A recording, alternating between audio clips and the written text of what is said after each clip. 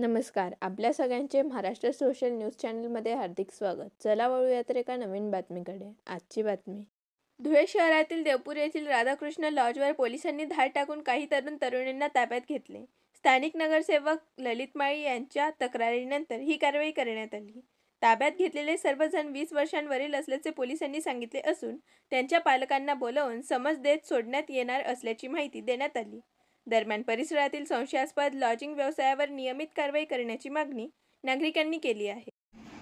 काल दत्त मंदिर परिसरातील सगळ्या लॉजवर कारवाईची मागणी करण्यासाठी पत्र आम्ही SP साहेबांना दिलं होतं. खरं तर दत्त मंदिर परिसरातील सगळ्या नागरिकांच्या भरपूर तक्रारी आजपर्यंत आल्या होत्या आणि आमचे जे प्रभागाचे ग्रुप आहेत त्या ग्रुपवरही तक्रारी चालू होत्या.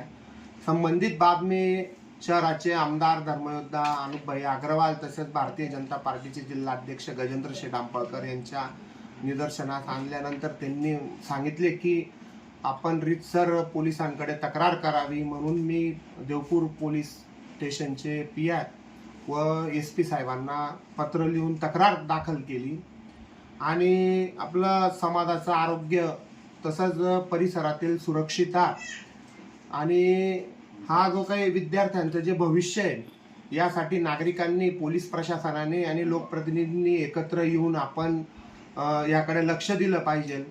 पोलिसांनी खरं तर पालकांनी मुलांच्या मोबाईलवर त्यांच्या क्लासेसच्या सर्व हालचालींवर त्यांची दिनक्रम जो काही आहे याच्यावर लक्ष देणं खूप गरजेचं आहे. त्यांचा जो मित्र परिवार आहे त्याकडेही लक्ष देणं गरजेचं आहे.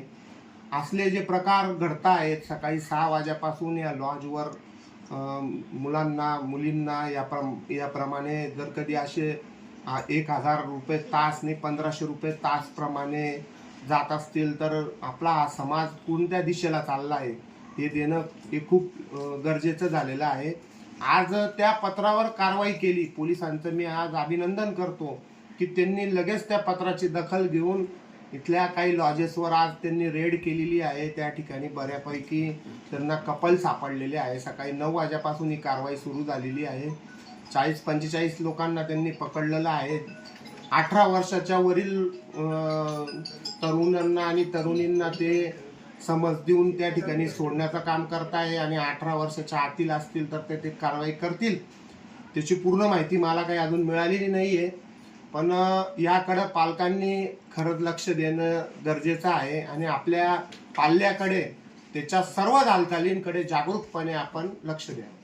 बातमी आवडल्यास चॅनलला लाईक व सबस्क्राईब करा व दररोज अशा नवनवीन बातम्या पाहण्यासाठी चॅनलला फॉलो करा. धन्यवाद.